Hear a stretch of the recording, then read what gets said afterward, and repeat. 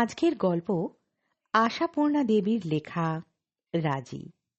গল্প পাঠে আমি হৈমন্তী। স্বল্পকথার গল্পকথক চ্যানেলে আমার সকল শ্রোতা বন্ধুকে স্বাগত জানাই। শুনতে থাকুন আজকের গল্প। একটা মেয়ে এসে একটা ছেলেকে ডেকে প্রথমে কথা কইল, আমায় বিয়ে করতে রাজি আছেন? এমন ঘটনা জগতের আর কোথাও ঘটেছে কিনা ভগবান জানেন, তবে সমিত জানে না। অথচ সমিতের ভাগ্যে তাই ঘটল।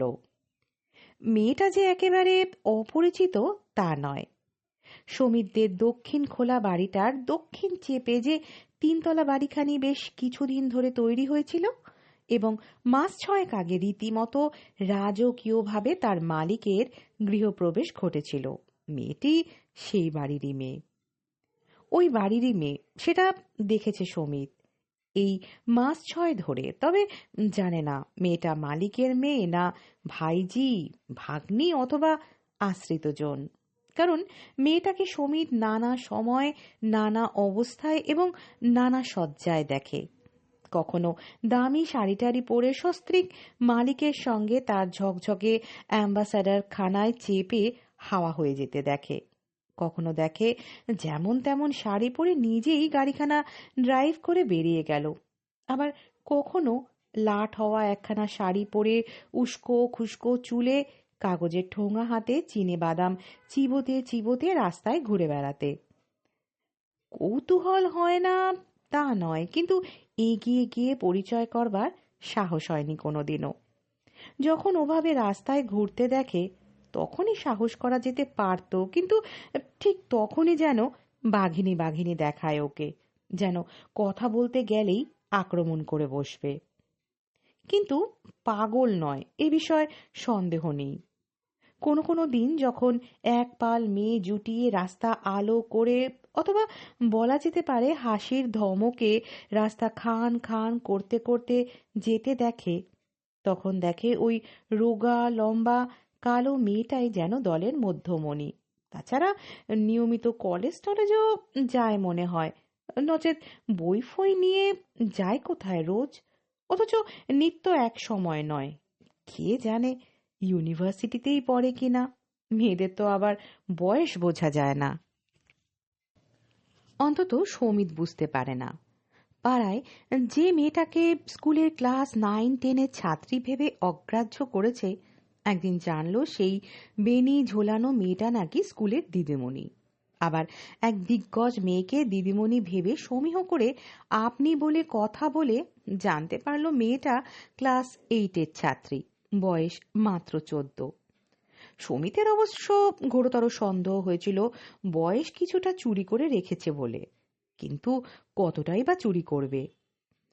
সমিতদের বাড়ির সামনে একটা ফ্ল্যাট বাড়ি আছে, তাই অনেক বয়সের আর অনেক রঙের মেয়ে দেখতে পায় সমিত। কখনো সখনো বাস স্টপে দেখা হয় কারো কারো সঙ্গে। ওহ, কি ভিড়! মানুষের ভারে কলকাতা শহর এবার ভেঙে পড়বে। ইস, কি গরমই পড়েছে! এত বৃষ্টি হচ্ছে তবু গরম কমছে না। এই রে, আজ দেখছি ভেজাবে, আকাশের যা অবস্থা। এমনি সব স্বগোক্তির পরিপ্রেক্ষিতে এক আধটা কথা হয়ে যায়, পরিচয় হয়ে যায়। আপনি তো ওই সামনের বাড়িটায় থাকেন, আপনারা ওই 8 নম্বর ফ্ল্যাটে নতুন এসেছেন তাই না? কিন্তু ওই ধিঙ্গি মেয়েটার সঙ্গে কদাচ না। ওকে কখনো বাঘিনী মূর্তিতে, কখনো মহিমময়ী মূর্তিতে, কখনো উদাসিনী মূর্তিতে, কখনো বিশ্ব নস্বাদ মূর্তিতে শুধু দূর থেকেই দেখেছে। 10 ফুটের মধ্যে আসেনি কখনো, কথাও নয়। অতএব আর আজ কিনা একেবারে 2 ফুটের এলাকায় হানা দিয়ে বলে বসলো, শুনুন, আপনার সঙ্গে একটা কথা আছে। সমিত সচকিত হয়ে দাঁড়িয়ে পড়ে বলল, বলুন। মনে মনে অবশ্য কিঞ্চিত ভয় পেল। কি জানি হঠাৎ না প্রশ্ন করে বসে, যখন তখন আমার দিকে তাকান কেন? হ্যাঁ, এই আশঙ্কাটাই হলো সমিতের, ওই ভয়ঙ্কর প্রশ্নের নয়। সঙ্গে সঙ্গে উত্তর তৈরি রাখলো সমিত। আপনার দিকে আমি তাকাই এ প্রমাণ দেখাতে পারেন আপনি? যদি বলে, এর আবার প্রমাণ কি, নিজের চোখেই দেখেছি, সমিত বলবে, তার মানে আপনিও তাকান, এবং নিশ্চয়ই সেটা খুব অসৎ উদ্দেশ্য নিয়ে নয়। বহির্জগতে গাছ, পাখি, গাড়ি, ছাগল, মানুষ, গরু, বহু জিনিসই থই থই করে, চোখ থাকলেই চোখ পড়বে। তাতেও যদি বলে, না, আপনি বিশেষ করে আমার দিকেই তাকিয়েছেন, তাহলে সমিত ব্যঙ্গ হাসি হেসে বলবে, এ সন্দেহ হবার আপনার কারণটা কি বলুন তো? নিজেকে বুঝি আপনার খুব দ্রষ্টব্য বলে মনে হয়? কিন্তু মনে মনে এত সব কথা সাজানো বৃথাই গেল সমিতের। মেয়েটা ওসব দিক দিয়েও গেল না। আপনার সঙ্গে কথা আছে বলে দাঁড় করিয়ে বলে উঠল, আপনি আগে করবার দরকার নেই, তুমি বললেও চলবে, আমি কিছু মাইন্ড করব না। জিজ্ঞেস করছি, আপনি আমায় বিয়ে করতে রাজি আছেন? সমিত যেন তিনতলা থেকে আছাড় খেয়ে পড়ল। এটা আবার কোন প্রশ্নের সূচনা? তবু সমিত তাড়াতাড়ি সামলে নিল নিজেকে, খুব গম্ভীরভাবেই বলল, আশা করি আপনি অথবা দুজনের কেউই আমরা পাগল নই। মেয়েটা মুহূর্তে তীক্ষ্ণ হলো, বলল, তার মানে আপনি কি বলতে চান পাগলে ছাড়া আমাকে কেউ বিয়ে করতে রাজি হবে না? ঠিক উল্টো। সমিত সেই গাম্ভীর্য বজায় রাখবার চেষ্টা করে বলে, বলছি, পাগল ভিন্ন আমার মতো হতভাগার কাছে কেউ বিয়ে প্রস্তাব করে না। মেয়েটা জেরার গলায় বলল, সেটা তো একদিকের ব্যাপার হলো, যদিও তাতে আমাকেই পাগল বলা হলো, কিন্তু সে যাক, দুজনের কথা বললেন কেন? সমিত মনে মনে একবার এই জটিল অঙ্কটা কষে নিল, তারপর মৃদু হেসে বলল, বললাম এই ভেবে, পাগল ভেবে হয়তো আমাকে খ্যাপালেন, নচেৎ সাধারণত ঠিক এই ধরনের ঘটনা তো ঘটে না। ঘটনা? মেয়েটা ভুরু কুঁচকে বলে, ও, এই প্রস্তাবটাকেই ঘটনা বলছেন? হাতে ঝোলানো ব্যাগটার মধ্যে থেকে দুটো টফি বার করে একটা সমিকেতের দিকে এগিয়ে দিয়ে আর অপরটার মোড়ক খুলে নিজের গালে ফেলে মেয়েটা মাথা নাচিয়ে বলে, তা অবশ্য স্বীকার করছি, এভাবে কোনো মেয়ে নিজে থেকে এসে কোনো ছেলের কাছে বিয়ের প্রস্তাব করে না, কিন্তু আমি ওসব ফর্মালিটি মানি না। একটা ছেলে যে কাজ করতে পারে একটা মেয়ে সে কাজ করতে পারবে না কেন? আর এই যুগে পারছে না বা কোনটা? সমিত চকলেটের মোড়ক খুলে মুখে ফেলে বলে, সে তো ঠিকই, মেয়ে এবং ছেলের মধ্যে প্রকৃতিগত পার্থক্য ছাড়া অন্য পার্থক্য আমিও মানি না।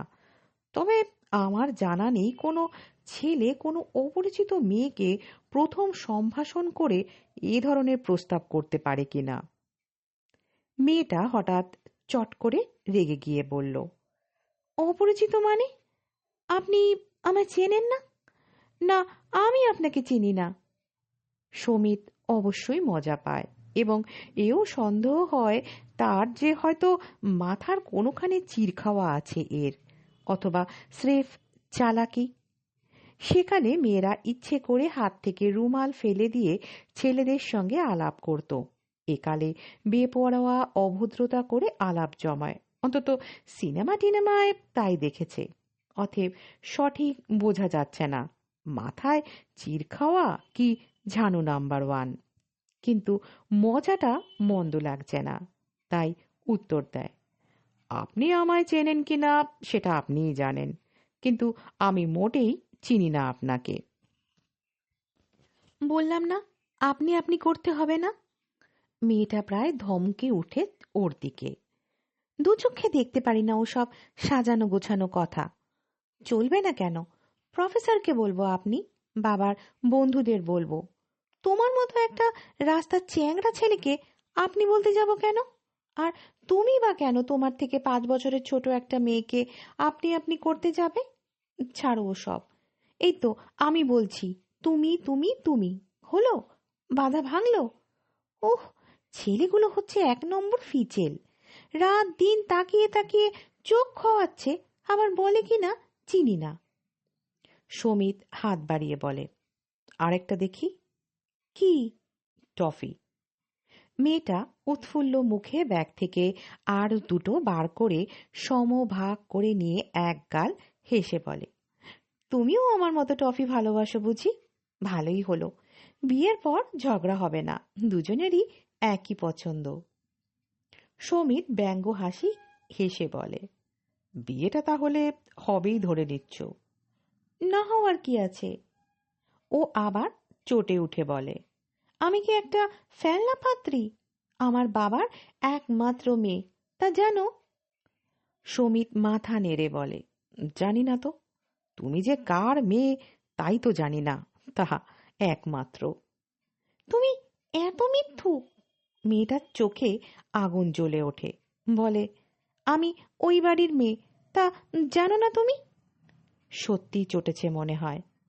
সমিত কৌতুক দৃষ্টি অন্যদিকে হেনে নিরীহ গলায় বলে, ও বাড়ির মেয়ে তা অবশ্য জানি, কিন্তু বাড়ির মালিকের তুমি মেয়ে না ভাইজি, ভাগ্নি না দুস্থ আত্মীয়া, তা কি করে জানবো বলো?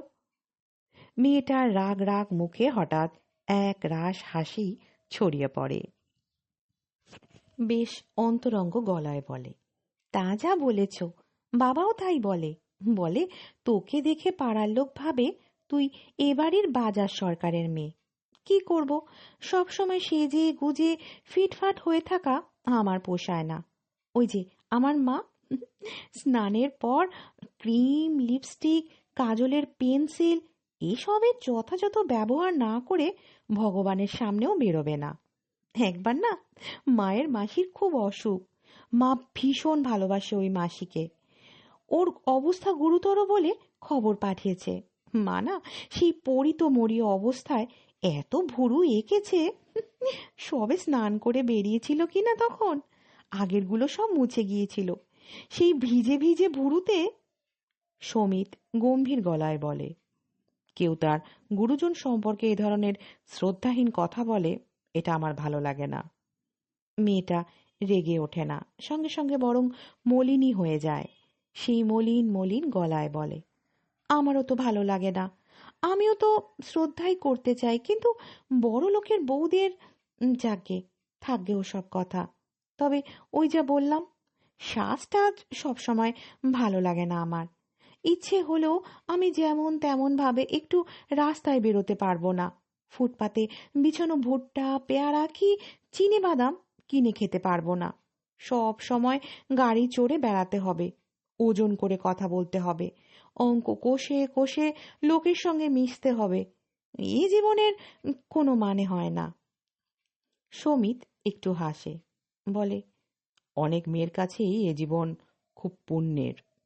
হতে পারে। মেয়েটা উদাস মুখে বলে, আমার তো ওরকম জীবন ভাবলেই নিজেকে চিড়িয়াখানার বাঘ মনে হয়। উৎকৃষ্ট তুলনা, তবে বাঘ নয়, বাঘিনী। ও একই। ও আরো উদাস উদাস গলায় বলে, আমার বন্ধুরাও বলে তুই একটু অদ্ভুত, কিন্তু আমি ভেবে পাই না কি করে স্বাধীনতাহীন জীবন লোকের কাম্য হতে পারে। তুমি তো বললে গুরুজন সম্পর্কে সমালোচনার কথা বলতে নেই, কিন্তু দেখলে যে কষ্ট হয়। আমি জানি বাবা গরমের দিনে খালি গায়ে থাকতে ভালোবাসে, সেই অভ্যেসই ছিল বাবার, কিন্তু বড় লোক হয়ে এই দুর্দশা হয়েছে বাবার। সব সময় অন্তত গেঞ্জি গায়ে রাখতে হয় বেচারাকে। আরো অনেক রকমেরই কষ্ট আছে যেগুলো মায়ের ভয় করতে বাধ্য হয় বাবা, মানে এই বড়লোক হয়ে অবধি। সমিত ঐষৎ চমৎকৃত গলায় বলে, কিন্তু তুমি তো দিব্যি স্বাধীনতার প্রতিমূর্তি হয়ে। কথা শেষ করবার আগে আত্মস্থির হাসি হেসে ওঠেও, বলে, আমাকে এঁটে উঠতে পারে না। সেটা বিশ্বাস হচ্ছে। হচ্ছে? হুম, মনে হচ্ছে যে হতভাগা তোমায় বিয়ে করবে তার জীবন মহানিশা। যে হতভাগা মানে? ও ভুরু কুচকে বলে, বিয়েটা তো তোমার সঙ্গেই হচ্ছে। সমিত কষ্টে হাসি চাপতে গিয়ে কেশে উঠে বলে, কিন্তু আমি তো এখনো মনস্থির করে উঠতে পারিনি। হয়ে যাবে। ও মুখে এসে পড়া রুক্ষ চুলগুলো হাত দিয়ে টেনে দিব্য প্রত্যয় সুরে বলে, হয়ে যাবে মনস্থির। তবে ওই সব হতভাগা মহানিশা শব্দগুলো আমি পছন্দ করছি না। যাক, এতক্ষণ যে কথা হলো, আমার নামটাও তো জানলে না, নাকি জানো? কোথা থেকে জানবো? সমিত ভুরু কোচকায়। মেয়েটা অম্লান বদনে বলে, না মানে অনেক ছেলের আবার পাড়ার মেয়েদের সম্পর্কে তথ্য সংগ্রহের খুব উৎসাহ দেখা যায় কি না? কি নাম, কোথায় পড়ে, কখন বাড়ি থেকে বেরোয়, কখন বাড়ি ফেরে, এই সব। আমি তাহলে সেই অনেক ছেলের দলে নয়। ভালো, এতে আমি খুশি হচ্ছি।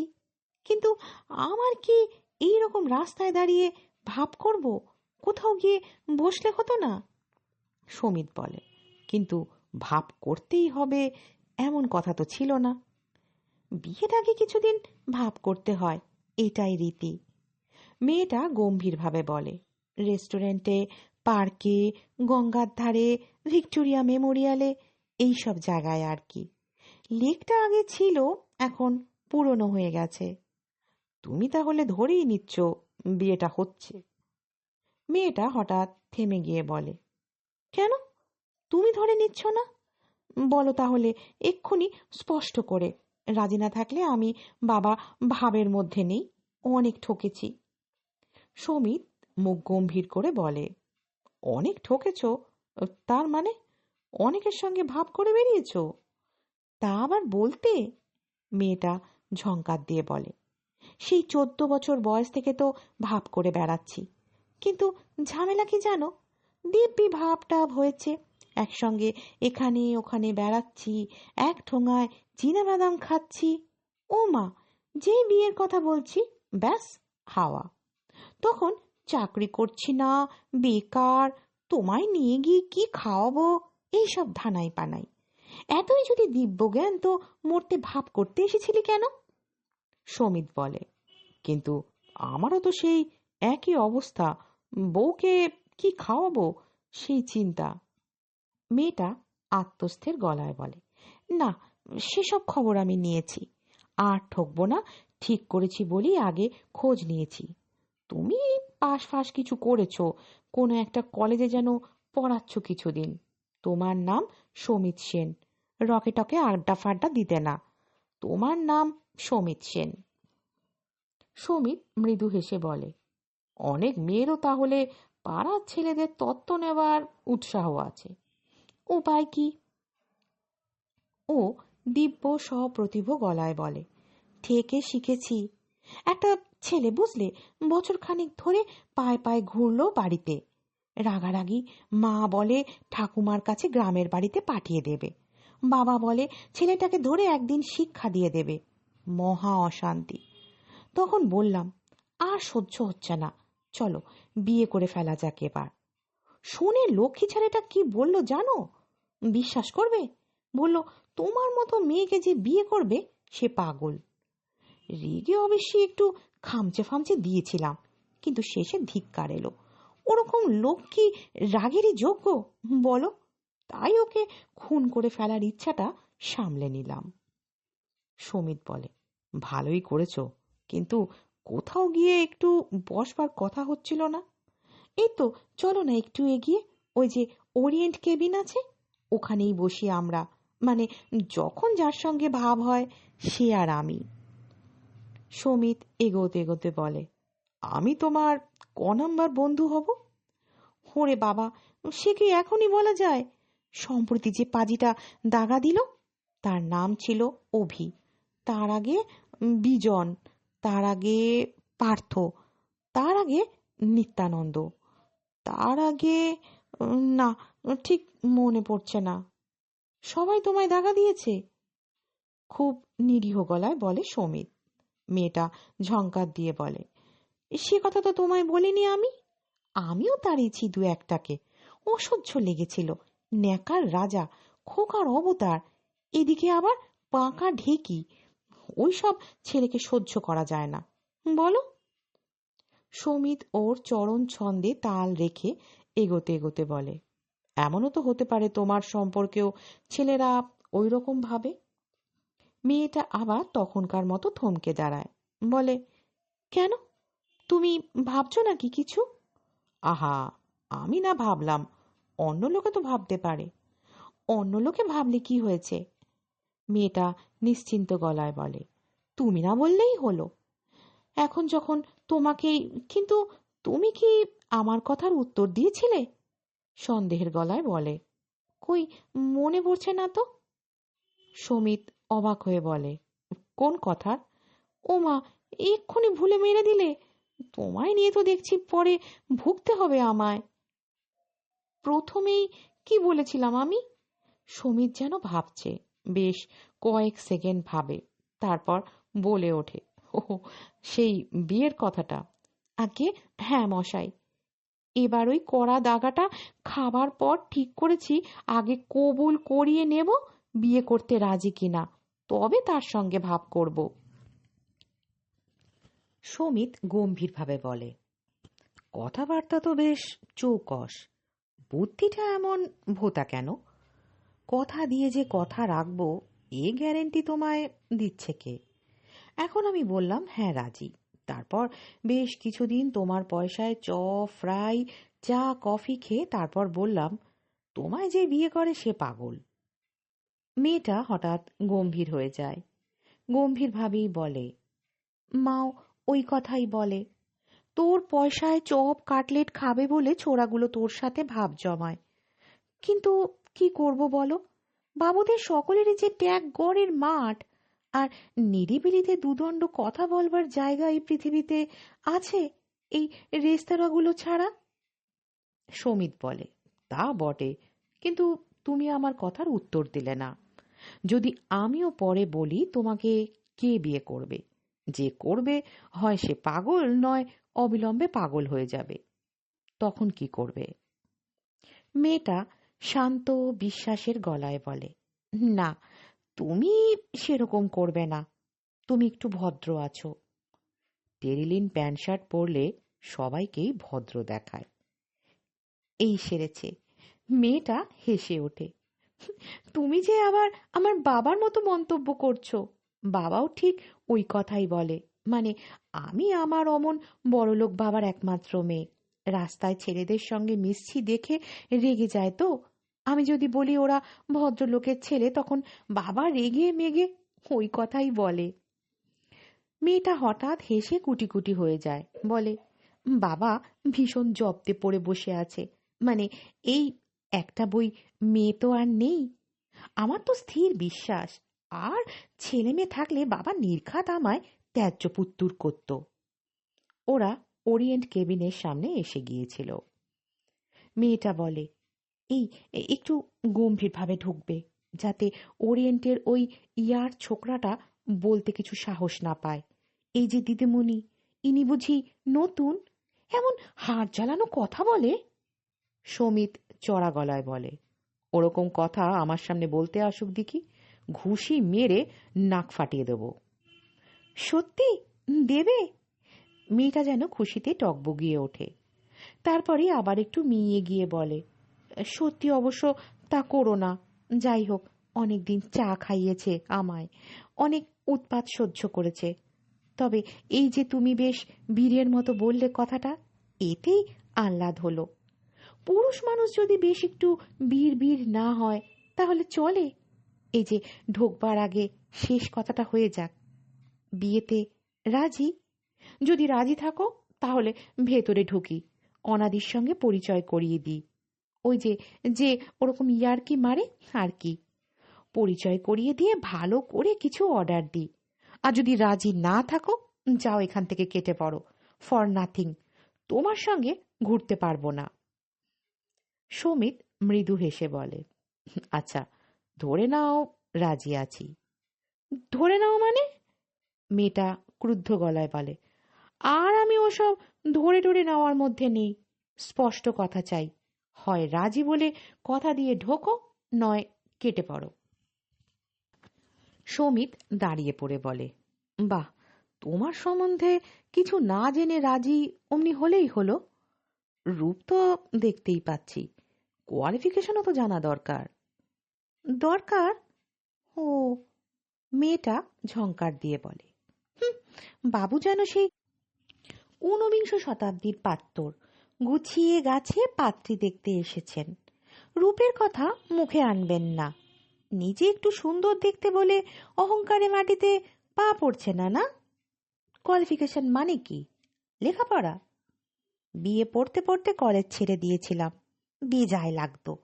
এখন প্রফেসরের বাড়ি বাড়ি ঘুরে পড়ছি, পরীক্ষাটা দিয়েই দেব। বাবা বলে লোকের কাছে নাকি মুখ থাকে না বাবার, বলে এখনকার ছেলে মেয়েগুলো যাচ্ছে তাই কীর্তি করে বেড়ালেও লেখাপড়াটা ঠিক চালিয়ে যায় বলে মা বাপের মুখটা তত হেট হয় না। তুই আমার একুল ওকুল দুকুল খেলি। বলেছি, বেশ বাবা, যদি পাশগুলো করলেই তোমার মুখ রক্ষে হয়, করব তাই। তাই পড়ছি। বেশ, ভালো কথা।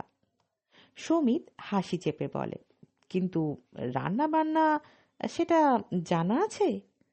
মাথা খারাপ? সেলাই? রাবিশ। খেলাধুলো? আগে করতাম, ছেড়ে দিয়েছি। মেজাজ? সেটা মা বলতে পারবে। হলো সব প্রশ্ন? হলো। সমিত হাতটা বাড়ায়। কি, আবার টফি? মেয়েটা ব্যাগ খুলতে যায়। সমিত বলে, "উহুম, টফি নয়, হাত। পানি গ্রহণের রিহার্সালটা হয়ে যাক।"